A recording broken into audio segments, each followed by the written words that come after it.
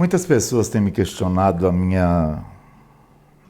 minha situação atual de saúde, a minha situação eclesiástica, se eu sou presbiteriano, pastor presbiteriano, reverendo, se eu voltei para a Igreja Católica, porque eu tenho demonstrado, talvez de forma natural, mas sem querer escandalizar ninguém, que a minha postura hoje é uma postura de um cristão. Se você me perguntar como você deve me chamar, eu não sei se é de reverendo, de pastor, de frei, de padre, de obreiro.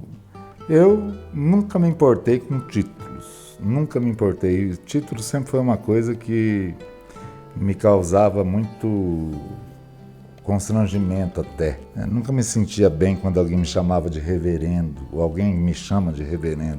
Respeito quem, e de fato a gente com o título, mas isso aí sempre me colocou, esses títulos todos, como uma pessoa a serviço do reino de Deus. E eu não acho que eu tenha obrigação de dar satisfação da minha vida pessoal, mesmo porque ninguém se importa, né? A igreja nunca se importou, tanto a católica quanto a protestante. A igreja nunca se preocupou acompanhar a minha vocação, o meu chamado de estar envolvido com as causas sociais e as causas do Evangelho. A minha situação eclesiástica hoje eu sou um pastor jubilado da Igreja Presbiteriana do Brasil, servi ela durante mais de 20 anos e hoje eu me considero um franciscano, um cristão franciscano.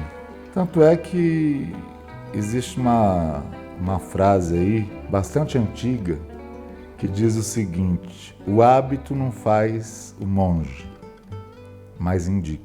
E eu tenho feito algumas experiências por onde eu ando aqui em São Paulo, principalmente nos trabalhos, usando o hábito franciscano, que é um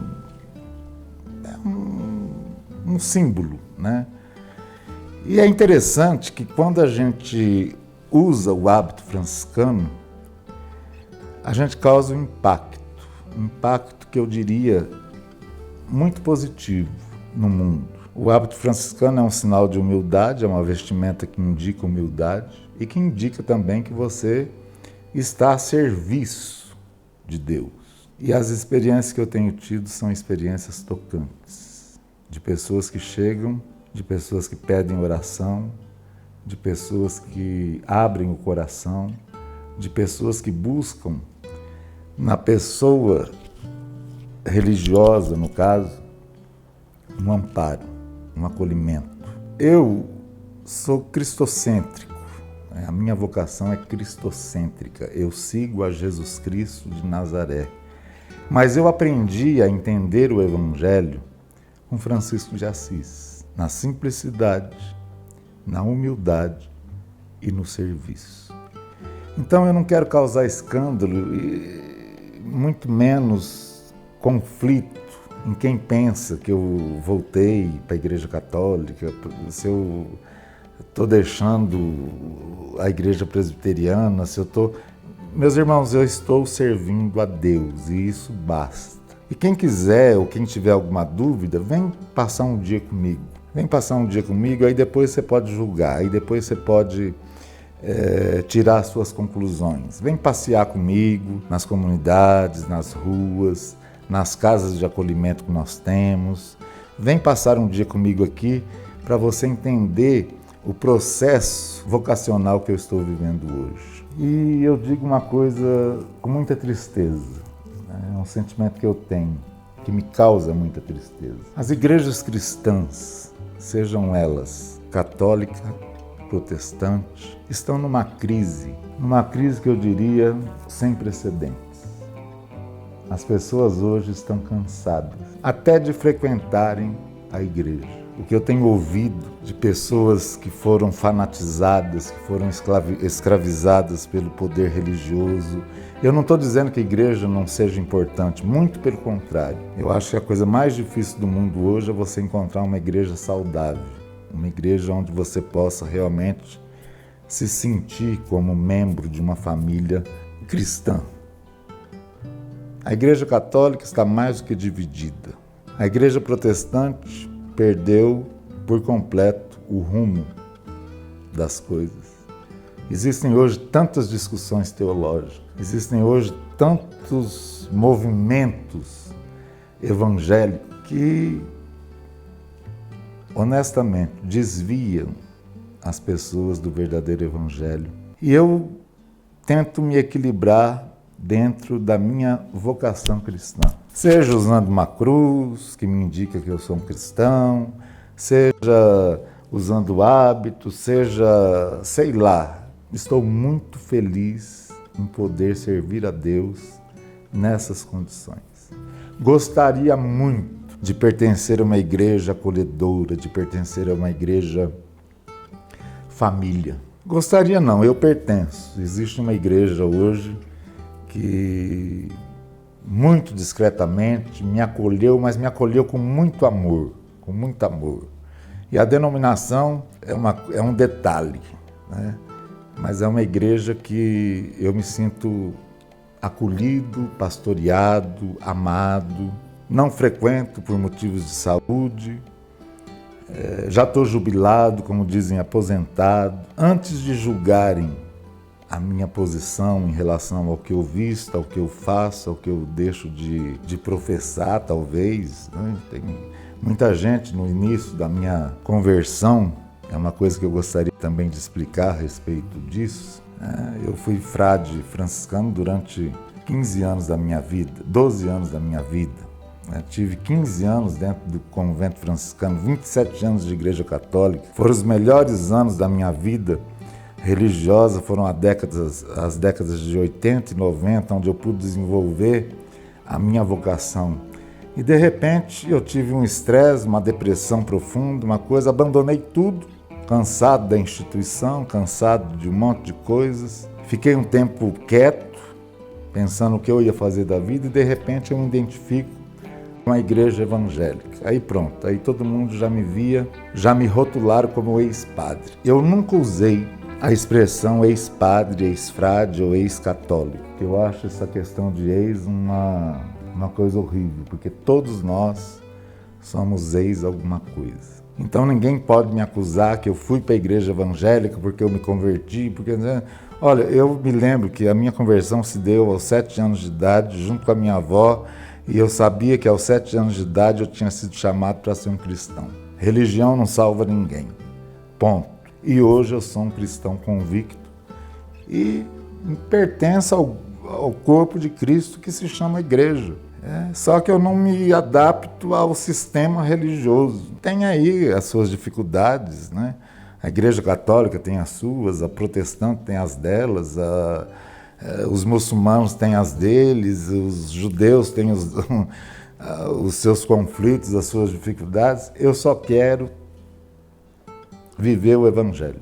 Sempre fui um péssimo pregador, sempre fui um péssimo teólogo, sempre fui um péssimo estudioso, mas eu aprendi a viver a simplicidade cristã que eu aprendi no seminário franciscano, no convento franciscano por onde eu passei.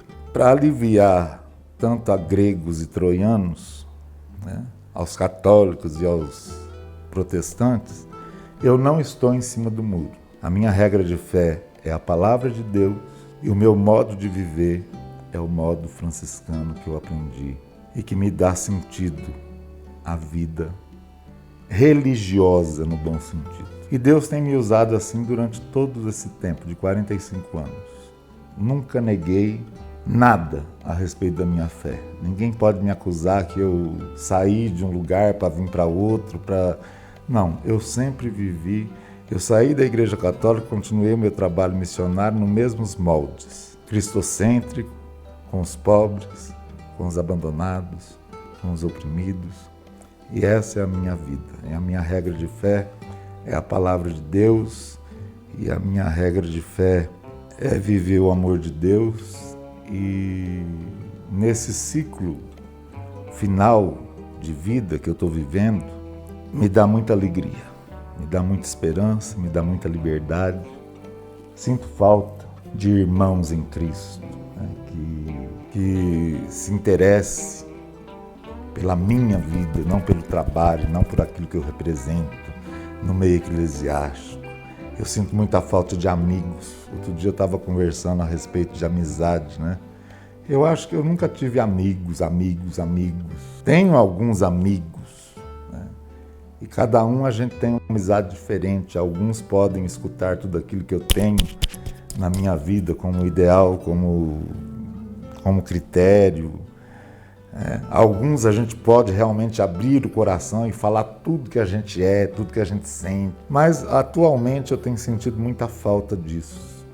E eu encontro nos pobres esse pastoreamento comunitário, né? Eles suprem porque eu posso falar para eles tudo aquilo que eu sou, tudo aquilo que eu sei, tudo aquilo que as minhas convicções. Eles falam tudo, abrem o coração e falam coisas que aparentemente até escandalizam. Se bem que hoje eu não me escandalizo com nada, porque minha vida sempre foi cercada de prostitutas, travestis, gays, de tudo aquilo que vocês possam imaginar. Eu não consigo me escandalizar com nada. Mas a amizade que eu sinto falta é de realmente ter alguém para abrir o coração. Eu de vez em quando ligo para algumas pessoas que eu tenho uma certa intimidade, mas o telefone é uma coisa muito superficial, né? Outro dia eu estava internado, uma pessoa me ligou, uma pessoa que investe muito na minha vida pessoal, na minha vocação, e ele ficou sabendo que eu estava internado e ele perguntou para mim: "E aí, pastor, o senhor está precisando de alguma coisa?" Eu falei: "Eu estou precisando de uma visita." Por algum momento o telefone ficou mudo, mas como eu sei que ele é um grande empresário, ele jamais poderia dar aquilo que eu estava precisando naquele momento, que seria um abraço, que seria uma visita, que seria uma conversa. Era muito mais fácil para ele, como foi, vou te mandar uma ajuda aí para as despesas do hospital, isso e aquilo. Isso é muito mais fácil, mas muitas vezes não é aquilo que eu pessoalmente preciso. E esse desabafo que eu estou fazendo talvez seja uma necessidade sua, né? De ter alguém para conversar, de ter alguém para abrir o coração. Logicamente que Deus, ele é uma pessoa que nos ouve, mas a gente precisa de alguém, né? Que a gente possa tocar, que a gente possa olhar nos olhos, que a gente possa... a gente precisa disso. E nós, cada dia que passa, eu vejo que as pessoas estão cada vez mais distantes. E isso tem causado danos irreversíveis para a alma, né? A solidão. Celular, redes sociais, isso aí não supre aquilo que o outro, através de Deus, pode suprir. Que Deus abençoe, eu espero que você entenda. Se você tiver alguma dúvida, venha passar uns dias comigo. Não julgue antes de conhecer aquilo que você talvez não conheça.